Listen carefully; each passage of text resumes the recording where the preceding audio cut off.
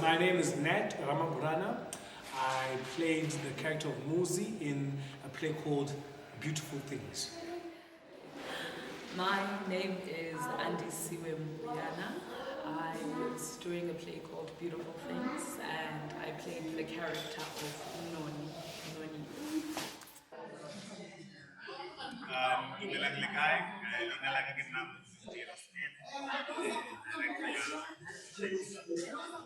Muzi lives on the edge. He's not, no, I'm very different from me.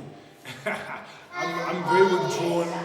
I'm very, as a person, I manage myself very carefully, especially in real life.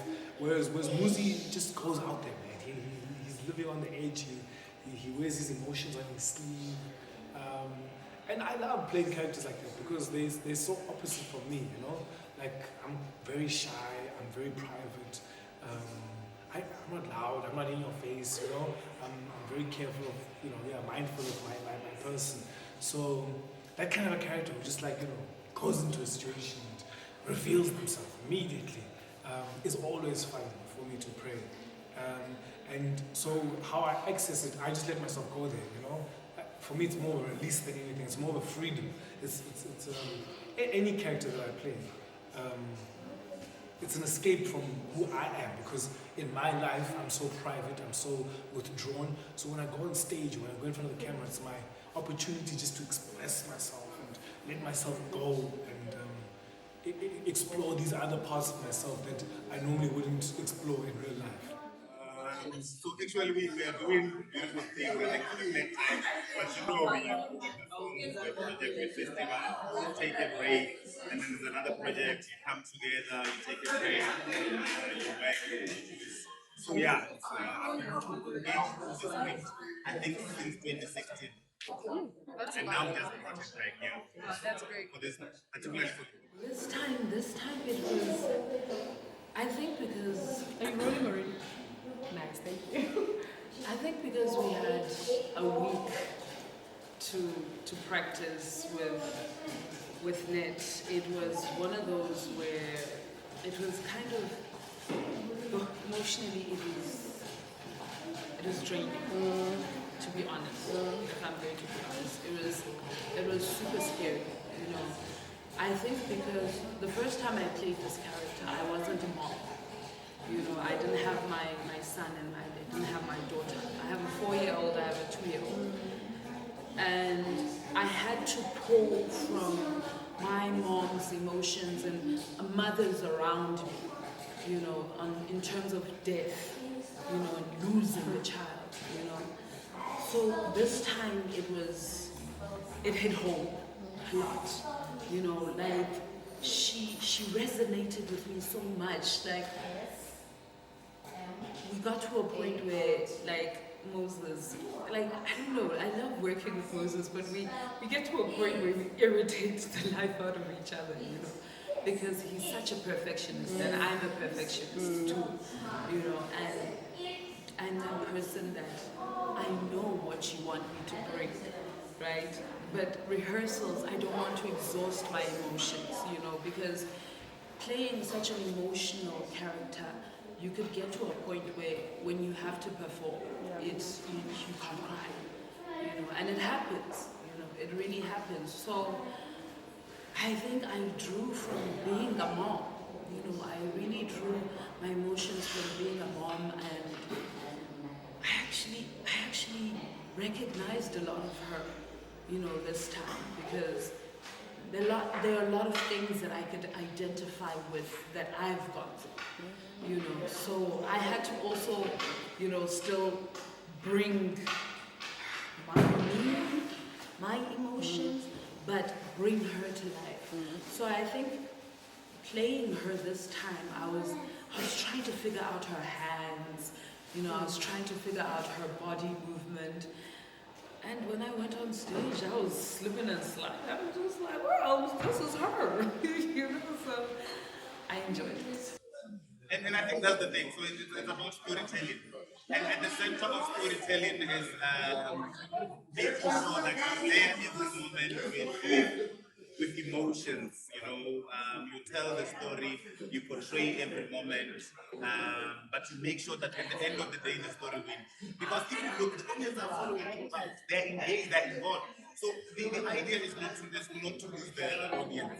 You must make sure that they are there with you. Because once you lose them, then that's where you have the problem. But the main thing is keep the audience. How do you keep them? You keep them through the storytelling. Beautiful and clear characters, beautiful and clear story. And I think we've really done our best, or tried our best to make sure that we portray convincing characters, we tell a convincing story, and we make sure that at the end of the day, the story wins. With, I think I've had the only consistent person is Noni. I don't know why, but when I did it for my postgrad at Vets, when I did this play, I had Andisiwe who played Noni, and another actor called Christopher Feni. And then when we went to Botswana, it also came to I still had Andisiwe, and he teamed up with Presley Chwenia High. And then now we are back. Andisiwe again. She's consistent. She has to go, I must say. Hey? Because we've seen different movies, so I know what to do with movies because I've seen 3 of them, and I've seen one of Andisiwe, so she has to go. And then now we've got Ned. He also brings these qualities, and so it gives you what you can play with, because you've had these 3 different people play, so it gives you different avenues to explore and really extract and form this formidable character.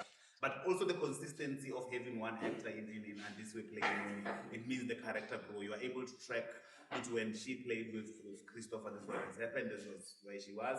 When she played with Presley, this is where she was, with Ned. So you are able to see that because it becomes a journey and a growth pattern. So yeah, it's changing actors is something else, and you must also just let go of the past and start a new journey where the new actors explore, engage with the text, and bring their own experience and understanding of the character. And you are, because as a director, your job is to facilitate. You are holding. You are not saying, of course, you are holding the vision, the direction, but you're also giving actors the chance to explore, to come with how they see the character, how they feel about the character. Sometimes you disagree, but you always, at the end of the day, the story must win because it's about the story. So my highlight playing Noni with Nate. Oh, I think because he was in Cape Town when we were rehearsing mostly. We only started rehearsing physically on Friday, and then Saturday we traveled to this side, and then today we performed. So I literally met him physically on Friday. The rest of the rehearsals were via video. And I found it different, you know, but I would still say I prefer having, you know, a closer, more intimate feel to rehearsals, you know. But yeah, he's very sweet, very calm, you know. I like the fact that he doesn't have this big ego, you know.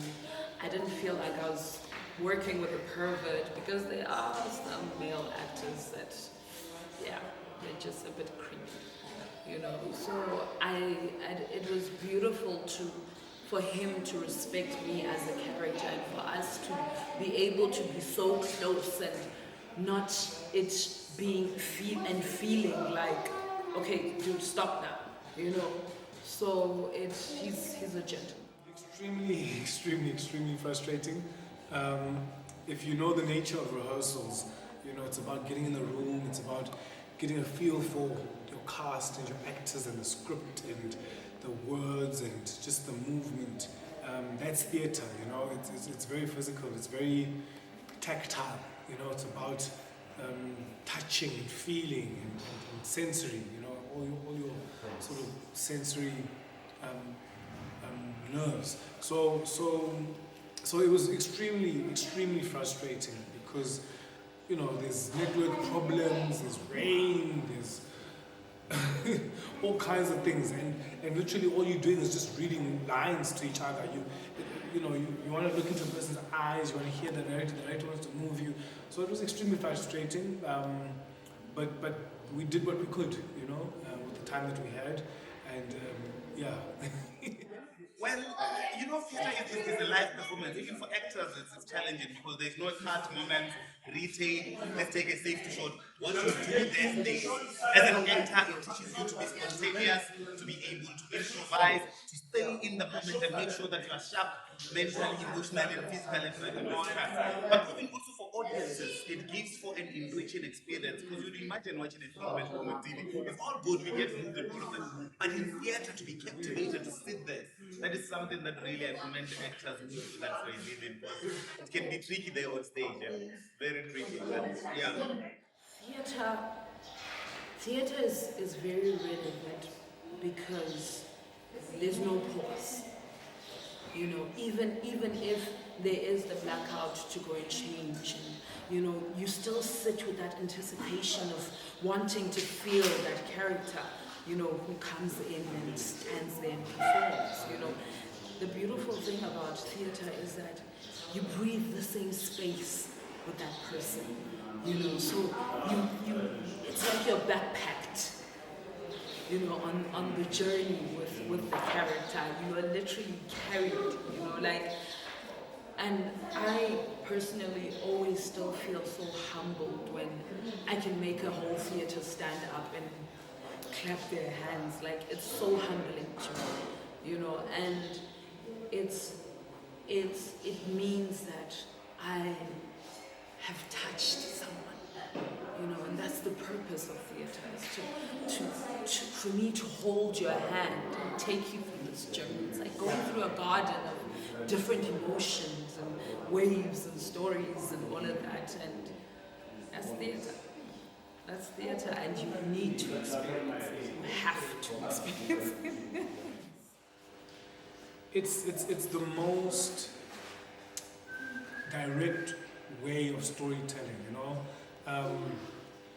you get to see live the story taking place, and it's pure imagination. If you've studied theatre, if you know anything about theatre, the first thing they teach you is the suspension of disbelief. So the whole idea that we as an audience, we all agree together with the actors that for this next hour and an hour and a half, we will be sitting on this chair, you will be on that stage, the proscenium arch, the set, the words, the lines, the costume, we all know it's made up, but we're going to suspend that disbelief and believe that all of this is real. So it's about your imagination being taken on a journey, it's about you being transported through story, through words, through scenery, to different worlds, different dimensions, because for me, theatre does something that movies can't. It brings the experience of performance live to you direct. And films can't do that. Films, you can't touch, it looks all real, but there's just that, I don't know, this, whatever that is, that experience that you have with live performance that no one can take from you, that no one else can experience other than you. I feel it's important because there's so many women who go through different emotions, especially having been violated. Rape is something that is very hard for a victim to talk about. It's very hard for a person to just come out with it and say this is what it is.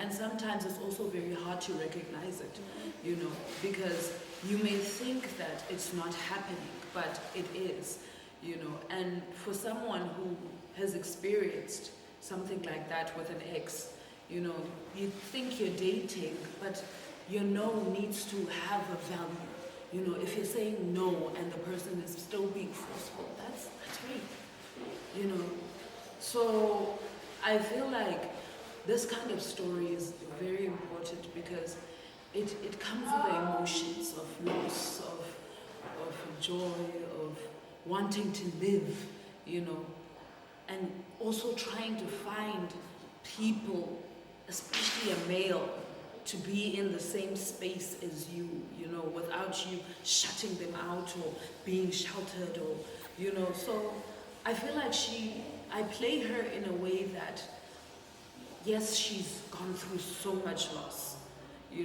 but she's still very sheltered, but she still has this beautiful, sexy, classy thing to her, you know. So she's not a woman that will now change the way she dresses because of what has happened to her.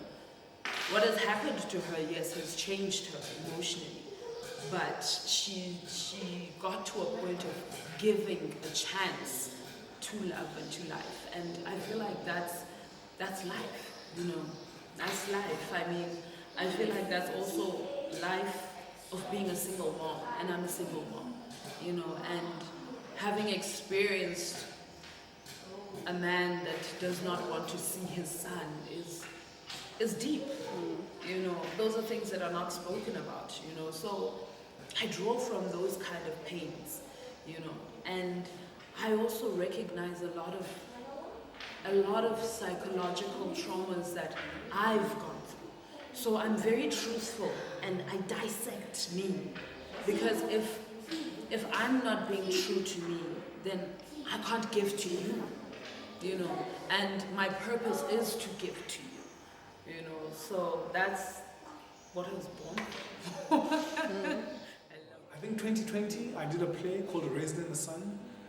Lorraine Hansberry, beautiful, beautiful, amazing, amazing play. Very lucky to play the lead in the play. I can't remember the name of the lead, but anyway, it was an amazing a role that has been played by Denzel Washington. Sidney Poitier was actually the one who sort of premiered the role. An amazing experience. So that was the last time, and then yeah, a whole lot of TV and camera stuff. And what is it now? 2 years later to be able to do this, man, theater. Yo. It's a play, you know. So in the arts, I feel like we have this thing of, you know, like we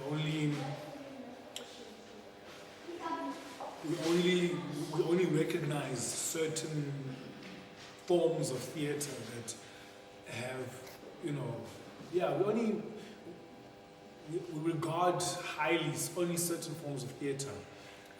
Beautiful Things is a particular kind of theater. It's presentational theater, and it's, you know, for me personally, it's important to involve myself in all facets of the industry, whatever they are, you know.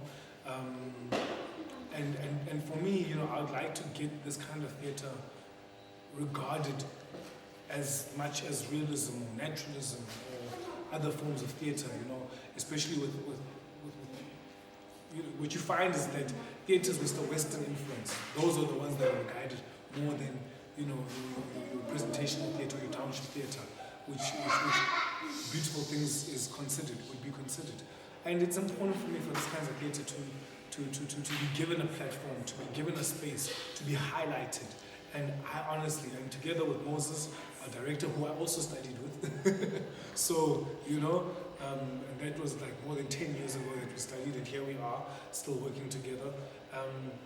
And I love his passion, I love his drive. He's such a force, he's such an amazing person, you know. His dreams and what he's been able to achieve and what he's still going to achieve. So I would like to see Beautiful Things going further, more plays like Beautiful Things going further, being seen and being highlighted in really important and regarded places and environments. I think it's two. The actors really came out. They really, really came out, and I appreciate that, and I thank them. But the other one is that there was a moment where the audience were just frustrated with one of our characters' music, and you could sense that they want to erupt into a protest. And I looked back, I just had some mumblings and dissatisfaction with how he's slow as a character, and he's not doing what they want. And I want that, because one thing, if you do apply theater, there's something they call spectator, which is a spectator, but it means that the audience member is also an actor, so that's what they call spectator. So a moment of applied theater came because they were just there saying, music, we know a solution, this is what you should do, but unfortunately, the characters have their own gender they have to go through, and then trajectory that they had to follow. And I was just excited and even moved to see audience just mumbling and dissatisfied and saying, no music, why are you slow? This is what you should do. I think if it was applied of Father Theatre, would actually take them to the stage and say, what would you do? And they will act it out differently, I promise you. It's so enriching, it's so encouraging to get outside of Joburg, to get out of like all the known arts, places, and to come to Polokwane, and to see a group of people who have created an industry for themselves, who are passionate. I mean, some of the performances that I've seen, I was blown away by most, if not every single performance that I saw. Locals, we think in Joburg, that's where it's at, we've got everything going. And it's so nice to be surprised, to be pleasantly surprised. You want more things like this happening. I want to take something like this to Venda, Toyando, where I come from, and have experiences like this, because theatre, man, is, you don't have to go to school, you don't have to go to university, you can watch a play, you can be in a play. It really transports you, it takes you to all kinds of places. You test it physically, psychologically, intellectually. You have to take words from a page, and you have to make them your own. You have to, people who are sitting, the person in the first row to the person in the back row must have the same experience, and it really tests all your facilities as an actor, your body. You have to express from your toes to the top of your head. Sorry, I'm very passionate about theatre. Because it's such an experience for me. Outside of film, outside of television. I mean, television, I'm sitting at home, I'm eating popcorn, I can switch it off, I can be distracted. But theatre, I'm there, I'm present, I'm alive, and I'm engaging all the time, which is just wonderful. Well, festivals like this are so important because a province like Limpopo, which does not have sufficient infrastructure when it comes to the arts, your museums, your theatres, your art centres, and all of that. So we need festivals like this so that they keep the momentum and the art and the creative industries alive. We really think that it is important that we've got a vibrant creative industry so that even our artists can have an economic activity. So a festival like this really allows for that economic movement, artists to make a living with the project, but also just to have a platform where they showcase their talent, because that is really important. A platform where you can showcase your artwork, share it, get feedback, and let it grow. So it is really important to have festivals like this because they provide an important platform. I feel like it's so important to have these kind of festivals because we need these kind of conversations in our communities. We have so many people running away from their own truth, and there's no therapy in forcing someone to speak their truth.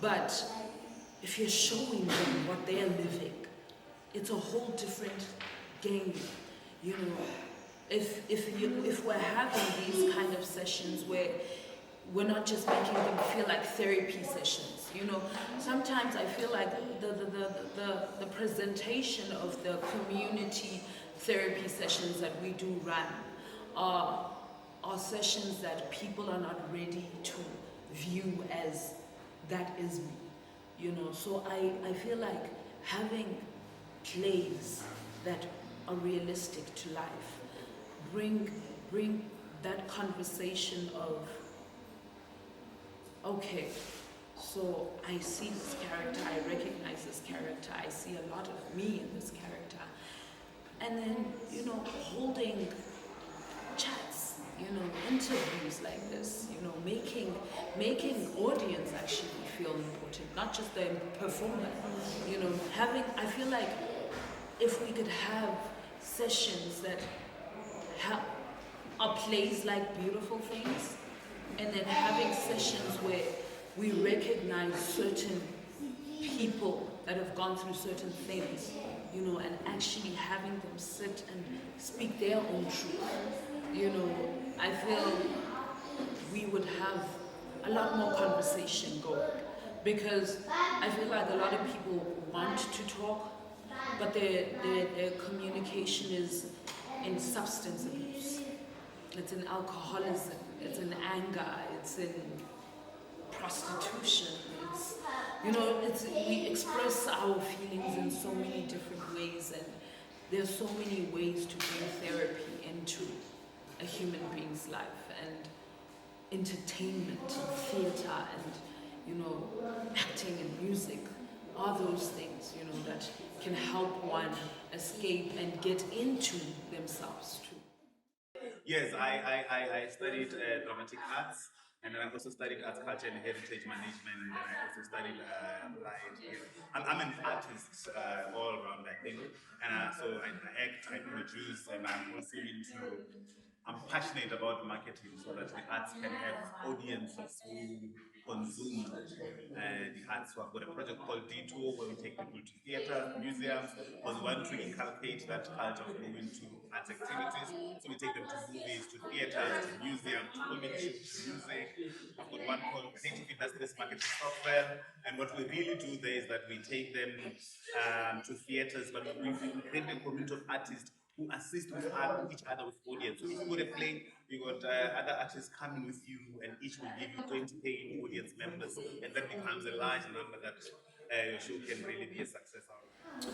Look, I mean, studying for me, the benefit of actually studying is that you get to go.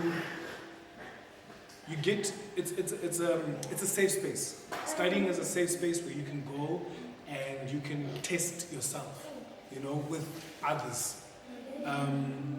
You're not getting paid. It's not a job. There's no pressure or stress of being paid or being on a job. You're having fun, so you get to explore all kinds of, areas and dimensions of yourself. It's also a great networking place. What I found is that a lot of people that I studied with 10 years later are now producers of this, or directors of that, or writers of this, right? Some people go far. And what happens is when you meet them, because you study together, you have that immediate connection. Someone else who's being interviewed for the job, whenever you come, I studied with you. We know each other, we go back. I mean, right now, my agent, the person who represents me, I studied with her. So we have a really close relationship that goes back years, and we can be free with each other, we're comfortable with each other, and it's because I studied. It's because I studied, it's because I went there, I took that 4 years, I explored, I made mistakes, I came back, and by the time you go out into the world, you've tested yourselves in different ways, and you're more prepared and you're more ready. But yet again, and I'll be the first person who says, it's not the only way. There is that thing of, elitism, of like saying, I studied, so clever, and people who didn't have the opportunity to go to university. It's just, I promote it, but at the same time, depending on who you are, your personality, there's different and many other ways to pursue this industry. The advice I would give you is to have a foundation. Have a foundation, and what I mean about foundation, I mean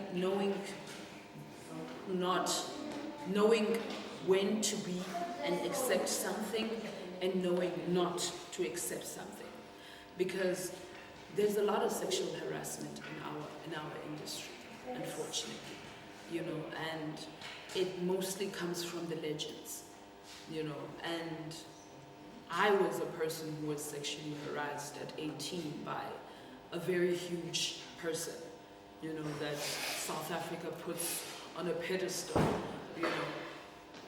So I would really, really say have your roots. Know when to say no, respect you. And don't sell your heart for something cheap. Don't sleep for a character, because then it becomes about your body and not about the performer. If you are a real performer, if you really love what you do, no matter the journey, at the end of the day, if it's yours, it will always be yours. I'm an aspiring actress myself. I have a character on the river, and she just came back. I'm shooting tomorrow, and I'm super excited about that.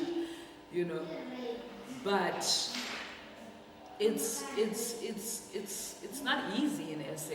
You know, it's really not easy in SA because people are taking people for likes, and you know, because you're an Instagram person or a social person, or you know so and so, and it's really not it's not about talent anymore.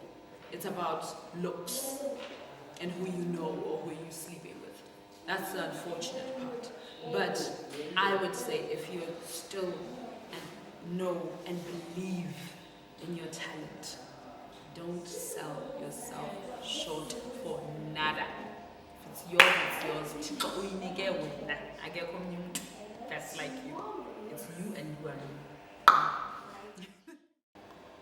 Yo, what do you say? You know, I mean, I was once that person at some point, and I think the biggest thing about being a young artist is that you want to do everything now. You want to achieve all your dreams now. And the fact of the matter is, you know, life happens. Life is what it is. I say, you know, I'd say to any young artist, maintain your discipline. You know, I remember when I started acting, I didn't start it because I wanted to be famous. It wasn't about money. It was purely the fact that it made me happy. Being on stage was the only place I felt free, was the only place I felt accepted. And what happens is, the more you go along in the industry, there's many distractions, especially if you're good and if you're talented.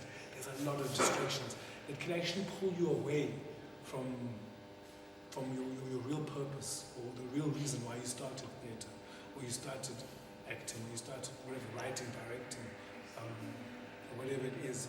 And my advice to young people who are starting out, always remember what it was that brought you to the theatre, or why you started doing what you were doing in the first place. We'll start where you are. I don't know who's this, but there's a quote that I'll speak about theatre because I'm a theatre practitioner.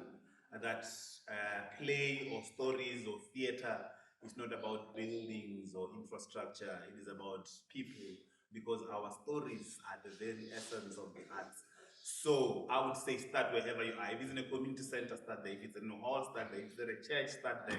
If you've got a group of friends, you want to do something, take a phone, record it. If you wanna, there's a workshop, go there. If you hear someone is holding drama workshops, or it's about visual art or music and you are passionate about that, go there. But arts leaders have got a responsibility to make sure that there's enough arts access. And I'm not just talking about universities, I'm talking about, let's have art centers which are functional and got programs that the youth can engage with after school, on weekends, on a full-time basis. Those who want to pursue up until university, let's do that. We have to create a viable creative industries, and we all have to come to one pot, stir it, and have all the different ingredients so that the arts is visible. In Limpopo, because we don't have sufficient infrastructure like theaters and museums and all of that, we have to then center it around us, the artist. How can we work even in the absence of infrastructure? And that is why we are in the library garden as opposed to a theater, because we know that the stories are about us and the buildings will come later.